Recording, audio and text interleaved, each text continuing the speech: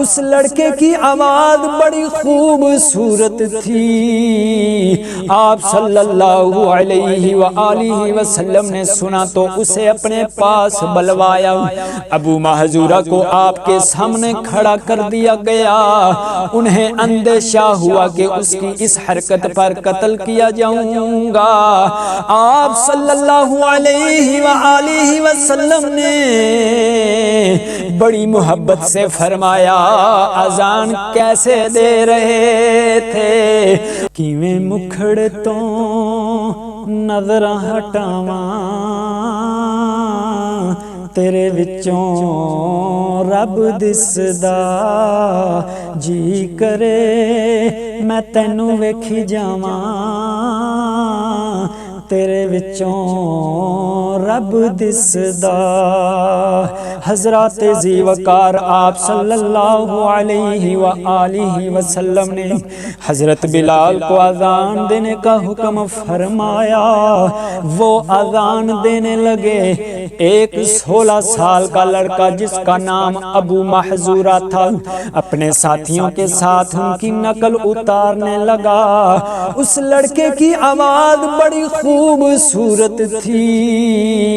آپ صلی اللہ علیہ وآلہ وسلم نے سنا تو اسے اپنے پاس بلوایا۔ ابو محذورہ کو آپ کے سامنے کھڑا کر دیا گیا۔ انہیں اندیشہ ہوا کہ اس کی اس حرکت پر قتل کیا جاؤں گا۔ آپ صلی اللہ علیہ وآلہ وسلم نے بڑی محبت سے فرمایا، اذان کیسے دے رہے تھے؟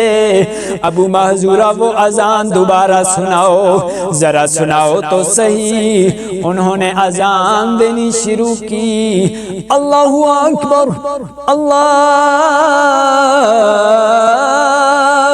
اکبر، اللہ اکبر تو بلند آواز سے 4 بار کہہ دیا، کیونکہ اللہ کو تو کافر بھی مانتے تھے، لیکن اذان کے اگلے الفاظ، اذان میں شہادتین کے کلمات کو آہستہ آواز سے کہا کہ کہیں میرے قبیلے والے نہ سن لیں۔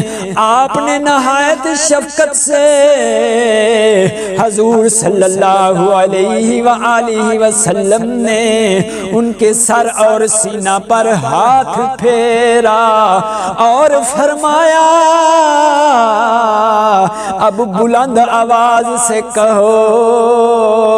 آپ صلی اللہ علیہ وآلہ وسلم کا دست مبارک پھیرنا تھا کہ ایمان کی دولت سے مالا مال ہو گیا، اور بلند آواز سے یہ کلمات پھر دہرائے۔ صحابہ کا عشق دیکھیے کہ رسول اللہ نے جو سر پر ایک بار ہاتھ رکھ دیا